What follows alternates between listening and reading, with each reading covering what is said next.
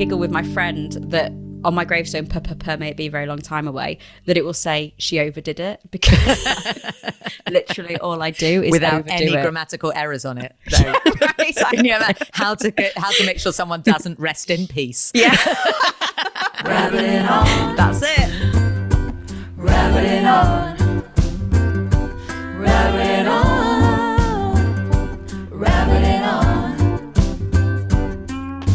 3 rabbis, maybe a guest, doing what rabbis do best. Rabbiting, rabbiting, rabbiting, rabbiting on, rabbiting on. Welcome to Rabbiting On. It's wonderful to be back together, the three of us in conversation.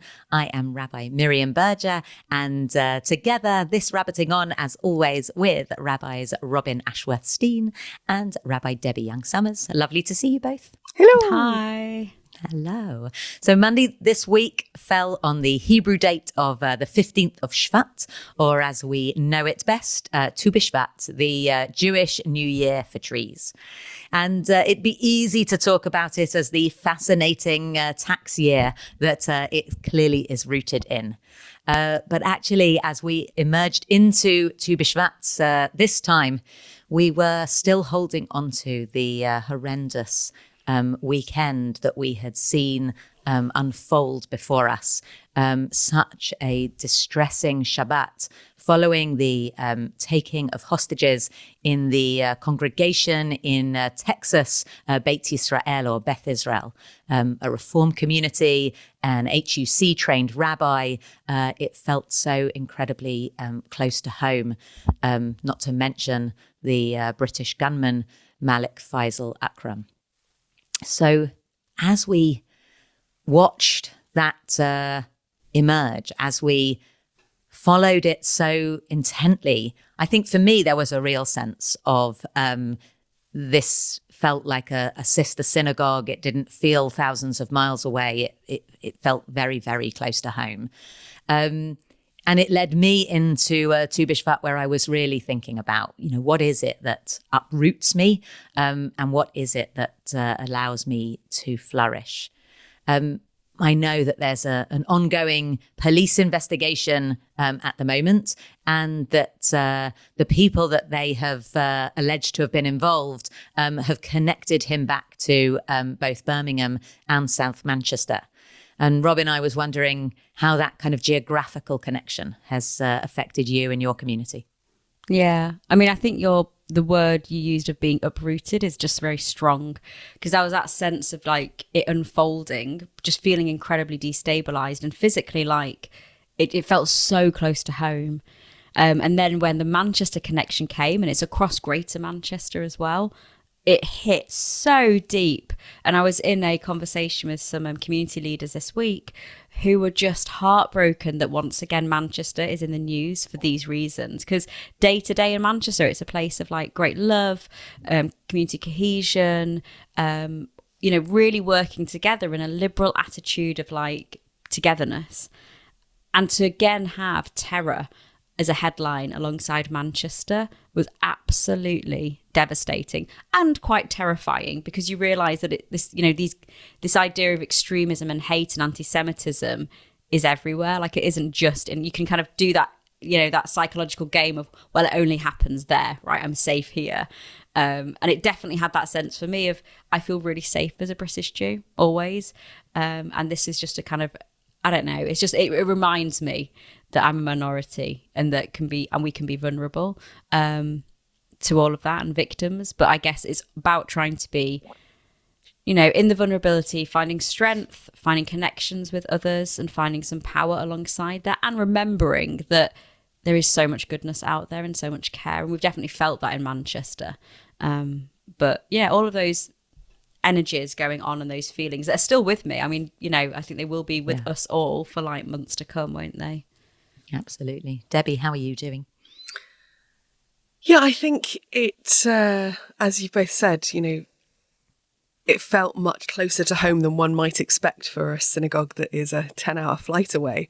And I suppose it's a reminder that in our Jewish world, but even more so perhaps in the progressive Jewish world, we're only ever 2 degrees of separation away from anything, seeing friends who had been watching the live stream when it happened, rabbinic colleagues in America who were supporting the family of the hostages. And I was very, very affected actually on Saturday night by what was going on, and that sense of we don't know how this is going to end. I found I was sort of endlessly refreshing the news and looking online to see if something had changed. And our wonderful colleague Cantor Zoe Jacobs, who studied at HEC and has lots of connections to the American Jewish community, was able to share a Havdalah service that was happening in Texas, that they were inviting people to come and join and to support one another. So it was sort of, gone midnight, I think, but I joined that and found so much comfort in the multi-faith voices that were there supporting us, and the Jewish voices too, just coming together to support one another and to send whatever support we could through the universe to Rabbi Charlie Citron Walker and his congregation. We had a TuBishvat Seder on Sunday night and took a moment together to remember and think of what had happened in Texas, but also to honour the fact that we were still wanting to come together as a community, because these things can kind of go two ways, right? They can make you scared to come together, or they can make people really want to make sure they come together. So we wanted to reassert that sense that actually, this is not a majority experience that happens all the time. It is happening more in America, unfortunately. But I, as Robin, I don't feel unsafe walking into my synagogue, and I never have those thoughts. I did find myself very affected, though, on Monday morning when I was taking the kids to school. And there's always security at Jewish day schools. But this Monday, there were also community support police officers very visible. And that sense of, oh, wow, they've had to take extra precautions because, yeah. And that's heartbreaking, really, that our kids, I remember crying the first time Eliana came home from school and said they'd practiced hiding. And I know it's much more common in all schools today to do these things, but I think Jewish schools, unfortunately, have had to do them for much, much longer. And it just breaks your heart that that's the world our kids are growing up in. I have to admit that although I don't think of myself, as vulnerable or kind of scared when I'm leading a service or things like that. Since the Pittsburgh shooting, I have found myself kind of replaying over and over again a conversation in my head of, what would I say? How would I still be the leader? How would I still be the rabbi in that moment? And what can I do? Rather than what would, clearly we'd all want to do, which was curl up into a ball and let somebody else take charge. And I realize, I think the thing I have found most kind of unsettling with both the community in Pittsburgh and in Texas is that in Pittsburgh, the gunman specifically said that he targeted that synagogue because of the work that the rabbi did with refugees and asylum seekers in the States. And the rabbi in Texas has said that actually he thought this man was, he saw that there was clearly something wrong. He thought that perhaps he was homeless. He invited him into the synagogue and made him a hot drink before the service. And I want to be that rabbi. I want to be the rabbi that's able to welcome in the stranger, who is able, both on a one-to-one level, acknowledge that there is somebody at my synagogue door and not be afraid of security, but rather to welcome them in and make them a hot drink and hope to make them comfortable. And I would never want to stop doing important work around social justice and work with asylum seekers and refugees. And yet that was the very reason that those communities were also put at risk. Absolutely. And that feels like a huge responsibility. And that's the piece that terrifies me, that it can be the very thing that leads me to grow, that leads me to feel that I am doing something worthwhile with my life and that I'm, flourishing. That's the thing that could completely uproot me, my community, put other people in danger. I think it's it's that kind of leads me into that so many of the images that we use in our liturgy, in our tefillah. We introduce Kaddish each week, talking about the grass that grows in the morning, that grows so green in the morning and then in the evening fades and dies. That kind of how fragile the images of nature give us. And yet also, ideas like Ki ha'adam etz hasadeh, like we, each of us are like a tree in the field, totally rooted, totally secure, here being able to provide nourishment and shade. What happens when those two images seem to collide so awfully? Yeah, I also think that sense of just how impressive Rabbi Sitchin Walker has been, and to be able to continue to hold that beautiful sense of what it is to be part of humanity as well as part of the Jewish people. He has spoken so brilliantly, and he clearly was such a support to his community in that moment. Those questions we all ask ourselves: would I be the one curled up in a ball on the floor? He's really an inspiration at this point. Yeah. Mm-hmm. I think that the one thing he said that actually knocked the breath out of me, and I think is something that I will remember. And, we're thinking about personal growth and TuBishvat. And he said, the interviewer was saying, how did you stay so calm and collected? Like it's come across that you were the leader, you were able to hold it together in some way. And he said, well, as rabbis, we're taught to be calm, non-anxious presence, right? And we do that at hospital beds, at life cycle things. And he went through a list and he said, that's the training. And it still sends chills down me now, because of course that is the core of what a rabbinic leader, what I aspire to be. And I also know how much work goes into that, right? Of like, if I attend to my fears and feelings, which we're talking about now, which really helps. If I'm able to be in touch with myself, I'm then able to do, I'm not saying I can do what he did, but, my day-to-day job in a way that is calm and non-anxious, I can, certainly aspire to that. And I think also, it's really interesting what you were saying, Miriam, about that, the work of cohesion and reaching out being a source of vulnerability and that being targeted.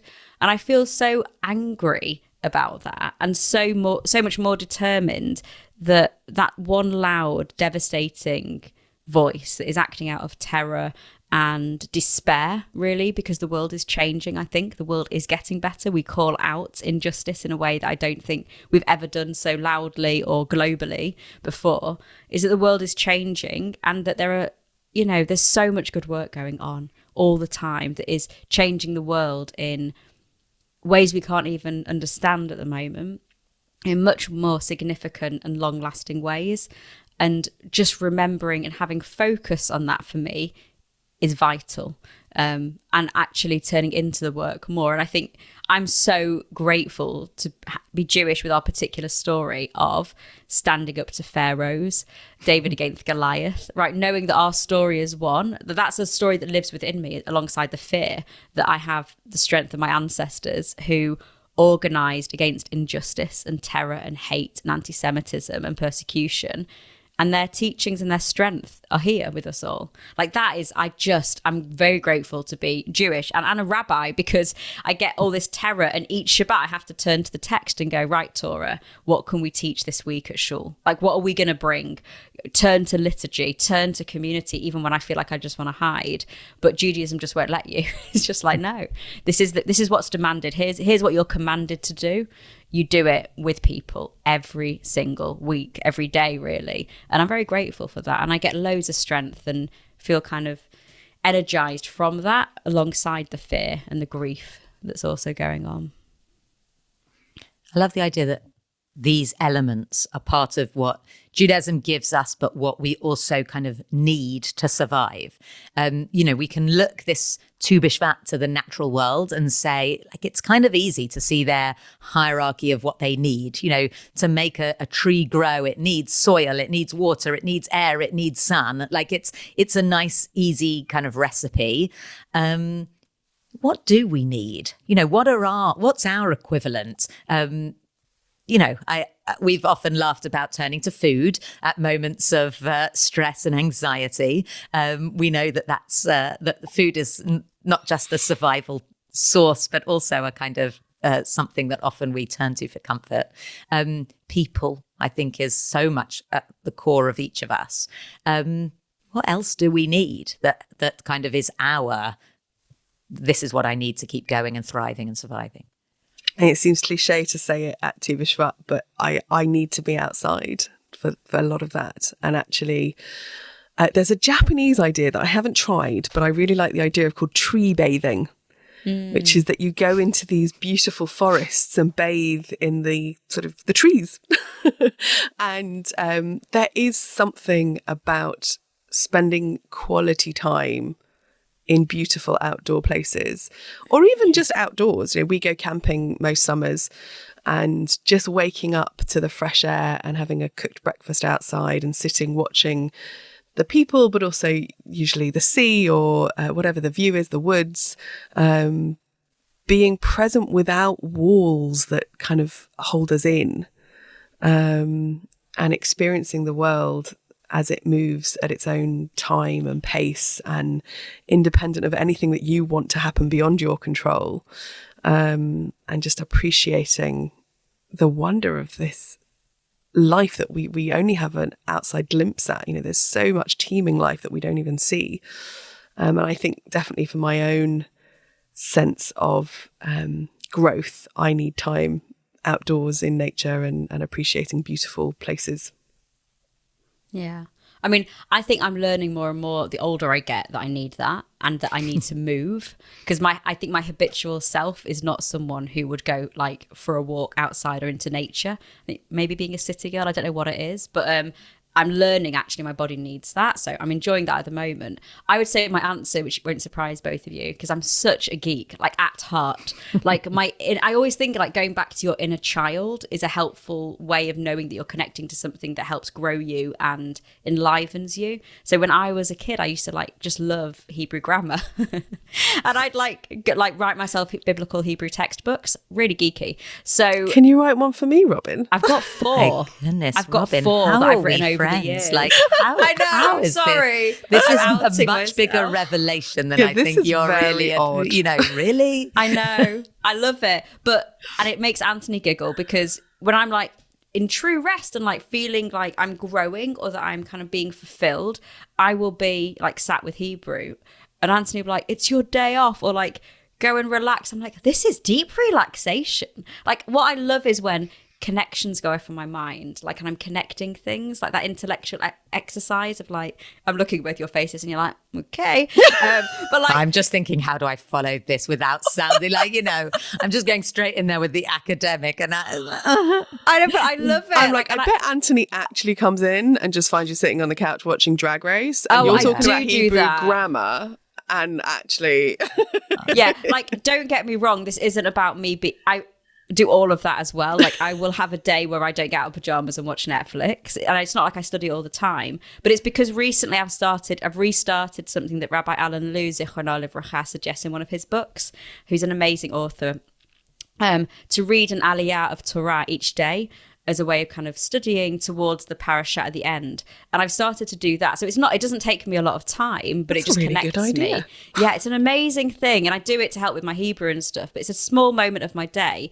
But there's something in it that like I'm investing in myself, that I care about the next step, or like broadening my mind. That really matters. But as you can tell, and as you know by my personality, I've got to be careful with this stuff around growth, because I will set myself like task lists of, well, I'm going to read this book, I'm going to learn that, I'm going to go for my exercise. So I've got to be careful with personal growth, because I can just go off to an suffocated and drowned by her own personal growth list. Yeah, I and think Hebrew textbooks that buried her. exactly. On my gravestone, I giggle with my friend that on my gravestone, may it be a very long time away, that it will say she overdid it, because literally all I do is without overdo any it. grammatical errors on it. So, Right. can you imagine how to make sure someone doesn't rest in peace? Yeah, that's it. Yeah, Tortured by the grammatical error on her headstone. oh my gosh, that would definitely be me. Yeah. So go on, Miriam. Now I've like set that I think it's a low bar. But how about you?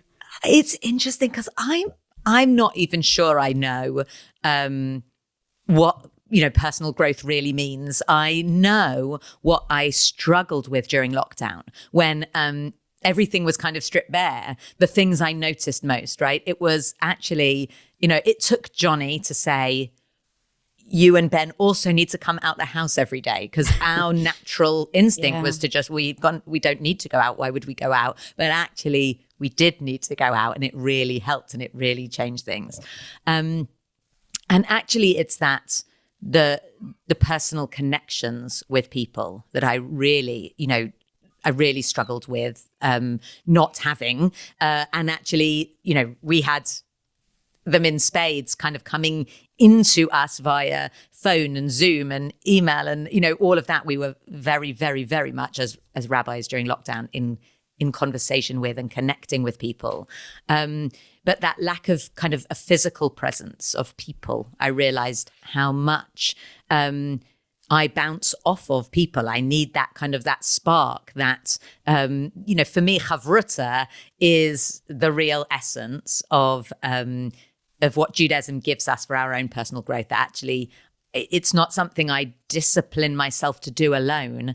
I need the other half. I need the Haverita in all aspects of my life to do that thing of what do we need? And I think for me, I really rely on kind of successes. I want to see my goals. I'm quite goal driven, and I want to see outcomes. And therefore that kind of thing of, look what we've achieved. Now what can we do next? I feel like I'm constantly kind of striving for something, which is, which I funnel into all sorts of things, whether it's synagogue life or wellspring life, or whether it's kind of family life. There's a kind of thing of kind of, what are we doing? What's our project? What are we aiming for at the moment? I think that Haverita model around personal growth is really powerful. I think so much of my own Jewish growth as well as personal growth has been connected to having either Haverita or just dialogues with people who are very different to me, and learning with someone who doesn't agree with everything I say and who will challenge and who will approach the text differently. For about 4 years, it's now paused unfortunately, but for about 4 years I had a weekly Haverita with a vicar friend, just reading through the book of Exodus and seeing how far we'd get each time. We didn't set an amount, we would just read. And being able to study it from such a different perspective, we both learned so much. And also every time you read the text, you find something new anyway. But I've always found that speaking to people who come from a very different perspective, whether that's religious or Jewish or otherwise, it helps you hone who you are and where you sit on something, and just opens the mind to thinking differently about things. Yeah, that's the beauty, isn't it? I always find that whether it's learning with somebody or chatting to someone, my perspective shifts completely. So I know that left to my own devices, I become an echo chamber of my mind. My mum shared that phrase with me, I really like it. But I'm just in my own mind thinking, making up stories about myself and about the world out there, and about how, I'm uniquely suffering, or that there's something wrong with me, or how I'm doing something. And as soon as I talk to someone else, whatever context it is, either they're feeling the same thing, or they've gone through the same thing, or they go, that's so hard, I really hear you. I'm like, oh, so my perspective completely shifts as well, which is really helpful. And I would say, I don't know, with this personal growth stuff, there's certain trees that need a wildfire to rip through. They get kind of burnt and destroyed, and they need that so that they can regrow, and the growth is all there. I feel that's for me as well about personal growth. If I think back, my biggest stages of really becoming into myself more, getting to know myself and being able to find my inner strength have been through some of the hardest times in my life that I would never wish to go through again. And I don't look at them and say, oh, well, I'm glad I went through that because of this, or I went through it so that I could do that. I don't see suffering as a test in that sense. But there's something about dragging the good out of it. And I know that for me, it's the dark, messy, struggly stuff where actually I can probably, more than the Hebrew grammar, I can turn around and say I've actually changed, or I'm transforming or becoming the person I am because I've gone through that, because I've had the wildfire where I've just been brought to my knees, and it's then when I've stood up that I then think, oh, here I am, this is who I am. All of that really, which is hard. Yeah, it's interesting. I often come back to something that I was so painful when I first heard it. I'm sure I've probably said it to you on one of these conversations before, but I was at Leo Beck as a third year student, going into my third year, when my mum died. And a rabbinic tutor at the time wrote me a condolence letter and said, "You'll be a better rabbi because of this." And I was like, I don't want to be a good rabbi. I just want my mum. I don't want to be a good rabbi. I prefer to have my mum. And now I understand exactly what she meant. And she was absolutely right. That there are things that allow us to see the world in a very different way. And they tend to be the things that have been most painful, that you've kind of endured kind of on the way. I always joke that my family specialised in providing me with pastoral experience before coming into the rabbinate. Absolutely. I mean, it's a blessing, something to thank them all for. Robin, you talked about kind of, going back to those stories of your childhood and seeing how your younger you is very much reflected in your current you.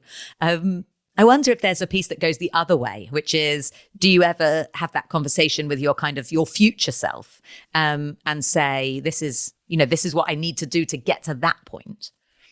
Yeah. I mean, I always joke that everyone has an inner age. My inner age is about 85. So I cannot wait to be that wise, grounded old woman. I'm so excited to meet her. She's already in me, very much so.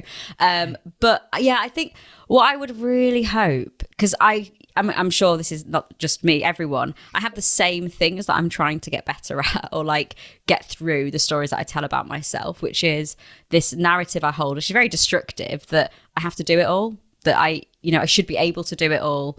I don't need help. And I'm a massive perfectionist and workaholic.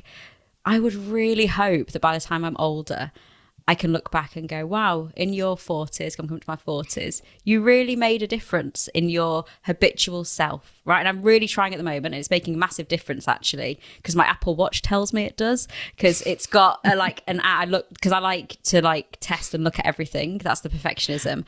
But my stress level, my resting heartbeat has gone down over the last 13 weeks by 10 beats per minute, because I've made some real changes to how I work and found spaciousness in my work life, because as you know, it can be quite stressful, the jobs we have and what's expected. So I would really hope that in my future self I can say, yeah, you found spaciousness, you didn't see perfectionism as this thing that you always have to attain and run towards, like that constant treadmill. I just don't want to feel like I'm on a treadmill all the time, and that I learned how to really be with other people and trust them, and to do jobs with people rather than thinking, well, I probably should just do this myself, and seeing it as a reflection on my worth. So that's what I'm hoping for when I'm sitting with my 85-year-old self with my feet up, having a hot drink, watching people go by. Can't wait. It's so funny to hear you talk about your inner self being 85. I think my inner self is 11. Oh, nice. And wants to read your Hebrew grammar books. Oh, so we that would you have been wrote for yourself. friends. We would have been friends. Like the 11-year-old isn't aware yet that she really should be working on her Hebrew grammar. And I wish she had. I think Hebrew is actually one of those areas of growth that I'm always conscious of. It's one of those things that I feel really self-conscious about, that it's not where I want it to be. I feel like I have lots of other things that I'm great at, but actually, of course I manage, but my Hebrew is just not where I want it to be. So I genuinely do want to read your books. Right. And it's one of those things, actually, I almost can't believe I'm saying this out loud on a podcast, but, I cannot just show up at a Hebrew class as a rabbi and start asking for help with Hebrew. And of course I can, I'm fine, but I want to be better. And it's finding how on earth do I do that? That's quite hard. And also then making the time for it, because there are so many demands. It's how do we find the time for the stuff that we want to invest in and grow in? I am doing something this year that was supposed to happen 2 years ago but got cancelled because of COVID, that is a sort of I'm not sure yet if it's growth, but I think it will be. When I was a teenager, and my rabbi suggested I think about being a rabbi, I absolutely wasn't prepared to think about the idea because I didn't really believe in God. And a lot of that was tied up with Shoah stuff. I'm just realising it's HMD, Holocaust Memorial Day, next week. And I did sort of come to peace with that and find my own theology that helped me sit with that. After visiting a few of the deportation camps and one of the camps in Germany. But I'm going this year, if it all goes ahead, on March of the Living as part of an interfaith delegation. And I think revisiting that part of my kind of theological struggle and seeing where I am with it now, but actually also just being in the place. It'll be interesting to see where that takes me. I've actually never really been interested in going to Auschwitz as this kind of, it's this symbol of all of the evil. You mean your parents didn't take you age 9 like mine did? Oh, wow. They didn't, no. We went to Turkey instead. Funny that. But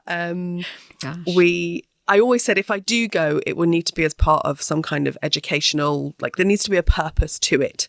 And I've been invited to go as part of an interfaith delegation. And that feels like the right way of doing this, that it's not only about, I don't know, horror tourism, but using this horror for a purpose. And I think finding long term how we find all the world's horrors and use them for purpose, I suppose that's growth in a way.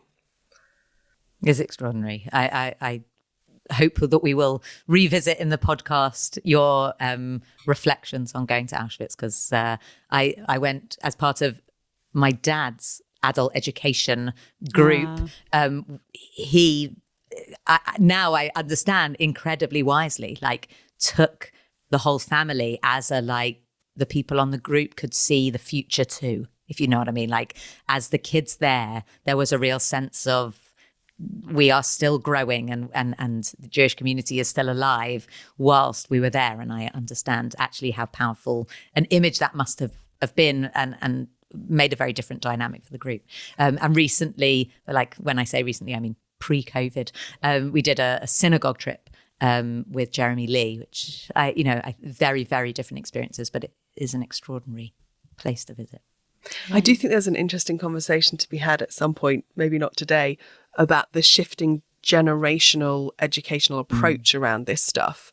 Because there's a child, and we're more or less the same age, I don't remember the moment I was told about the Holocaust. I just knew. I knew my family's stories. Mm-hmm. I knew that this was part of who we were. And I don't remember this kind of heartbreaking moment of... And I've been much more calculating, I think, in what I tell my children when. And, I think about age 6, there was a book about great women who changed the world that Eliana had. And one page was about Anne Frank, but very, very gently. It talked about persecution of the Jews. It talked about her dying, but it didn't talk about murder and how she died. And I think that shift in how we pass that on is also about growth as a community and who we see ourselves as. But that might be another story for another day. Miriam, what does your future self want to grow in? I think kind of what's interesting for me is I guess it's hard when we do our job. We do a lot of funerals. And this is going to be a strange thing to say, but I love eulogies. I think there is something so beautiful about what comes out in the way that we tell someone's story just after they die. And I'm fascinated by legacy of people's lives. And for me, I think there's a constant question, in terms of like, what will I have actually changed? What will I have actually done? And is it enough for it to be about individuals and maybe about community? Like, surely there's a legacy that's bigger than that. And I don't mean having my name on a building or, being known for something. I mean something much much more subtle than that, just about, will the world be a different place because I was in it?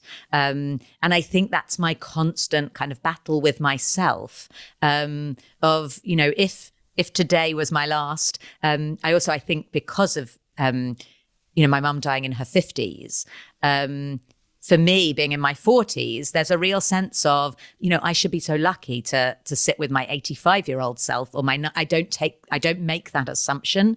And therefore there's a kind of piece of, in whatever time I have, please God, many decades, but if not, what does that mean? Like, why will the world be changed because I was here? And I think I give myself quite a hard time about wanting to push myself further and further to make sure that there is a difference, that there is a reason that I was here. Yeah, I so deeply resonate with what you've said, and I think it's one of the greatest blessings I find in the job is that sense of talking to families and the stories that come out. And it was actually through doing a eulogy for a woman called Stella Feldman, who I didn't know, but her daughters were just wonderful. And the stories poured out, and they said she lived life to the full. A lot of families say that. Stella really, really did. And I, after really reflected and thought, what do I want on my gravestone? And that's why the joke came out of she overdid it. I thought, actually, it's a chance of being able to say, what would I want? It's like, that she lived life to the full, right? That's really important. And it's quite a dark exercise to do, isn't it? To think about it. But I did it with Anthony once. Though. I think it's a great idea of what do you want people to have remembered of you? What are the things that really matter? Because we do so much in our day to day that is administrative or time consuming, but actually what's the stuff that really matters that we want to put our energy into? I think it's a really positive exercise. I'd love to hear what our listeners think they want on their gravestones. Yeah, but I would recommend not doing it with your partner, because I think it's like rabbis, we're in particular spaces, we're talking these things through, it's in context of what we do. It's normal, right? But I said to Anthony on a long car trip back from Scotland, what would you say in my eulogy? It's quite a weird question. And he started with the phrase, she was opinionated. I was like, really? That's where you'll start? And am I? But there is a therapeutic, it's used as a therapeutic tool and a coaching tool of actually what would you write for your eulogy, and it being a really uplifting, positive exercise to do. So yeah, do it gently, I would say, but it's a good one to do. I would also say don't try and do it in the car if you're driving. I remember, I think it was before my dad's stone setting, I was trying to write a eulogy in my head to get notes down later, and I would end up driving along crying, trying to write this eulogy in my head. Like, no, crying and driving are not a good combination. Yeah. I don't think there's anybody that I really love that I haven't had a dark moment lying in bed with their eulogy going through my head, like making me cry. Like somehow there's been a reason in everybody's kind of for me to start everybody I love's eulogy in that kind of terrifying, I hope never to have to give this, but there's something about our crazy jobs that drive us into that strange headspace. Yeah. Yeah. I'm not sure it is strange, though. I think there's good. I like that fear, kind of affirmation. There's a fear that our society has in talking about death and in acknowledging that we are all mortal and none of us are going to live forever. And actually having those conversations with each other and with family, and whether it's about organ donation or what you want remembered or your eulogy or who are the rings going to go to? There are so many conversations that would help us deal with death better that I think sometimes we're too scared to have because we can't talk about death unless we're in our world. Right. Unless you're the rabbi's family. And then it's okay to have things like, we have one rule in our family. We only have one rule. Our rule is no dying. And there are many things that we therefore have like sub clauses, like we have to be careful when crossing the road because it may lead to breaking the one rule we have. But, for me, there's something around that idea that I think one of my biggest kind of concerns is that were I ever to be taken away suddenly from this world, that Ben would always know it was the last thing I wanted. Like to leave him was the last thing I ever wanted. And that, that was what I was always striving for in life, to be there for him and to be able to be whatever support he needs in his life. Oh, Miriam. God. Yeah. I mean, that's the beauty of this. It's really emotional. That's the beauty, though, of being with this. Like Debbie said, is that, and you know, your personal journeys, both of you as well, having such close bereavements, of like turning into life even more fully. That's where it leads me to. Whenever I've done a funeral, I don't feel dejected or despairing or fearful. I mean, sometimes, sure, but like a lot of the time, it's like, okay, this is how I want to live my life. This is what I'm committing to. This is who I want to be. And I think that's great. And I don't know whether to link back to the Texas thing, but in some ways, for me, it does. Because I know that if I can attend to those deep fears, and if we can talk in this way of like having the really hard, dark, deep conversations, that actually that fear is expelled and it's used, it's different. I'm not taking it out on people or projecting or running towards something that is dangerous or easy or hateful. That actually it's about that conversation not only is helpful therapeutically, it actually can change the world. If people can come to terms with what mortality is and that the world is not certain, it's, you know, it's fluid and it's flexible and it's chaotic. The more that we can attend to that, and I think as rabbis we see it all the time because we're involved in people's lives. You know, you think there's a perfect family there. There's no such thing because everyone has their struggles. You know, everyone is struggling with something. And the more you get that, I think it just helps you see the fabric of life and the connection, which is, you know, what all trees are about, isn't it? The rootedness underneath everything, that we're all connected. For me, that's also the beauty of the rituals that we have around death, right? We are meant to feel it. We're meant to deal with it and wail and cry and remember and talk and share and get it out. Because in doing that, it lets us live better after. It helps us to return to life and live it more fully. And I just think that's the greatest gift. Yeah. I want to mention, kind of going back to what we were talking about in our last podcast, it sort of comes back to that again, these sense of self-growth and self-care and thinking about who we want to be. We talked last time about the Honeycomb project, which we're running in collaboration with Liberal Judaism. And if these are kind of issues that affect you, or you want to think about how you can support others in your community in going through these processes, and maybe even just talking about death when it's looming, volunteering to help support people in crisis or with all sorts of challenges through life. The Honeycomb Project is helping to train volunteers, lots of opportunities for Jewish learning, growth, development. And of course, just in doing that, you also get the huge benefit of what it means to be a volunteer. So if you want more information about getting involved in those kind of things, we've got reformedjudaism.org.uk/honeycomb/, which is where you can find out more information about skilling yourself up to do some of this stuff. And as we said, you know, it's so lovely to be part of these conversations. I love rabbiting on. I often forget that anyone's ever going to listen to this conversation because I just like to talk to Robin and Debbie. But I realize you are out there and listening. And so if you want to contribute to this conversation, if you want to drop us a line with your thoughts, where you find your personal growth, maybe even where you think our personal growth should be heading towards. Oh my gosh, no, I don't want to know. You can keep that to yourself.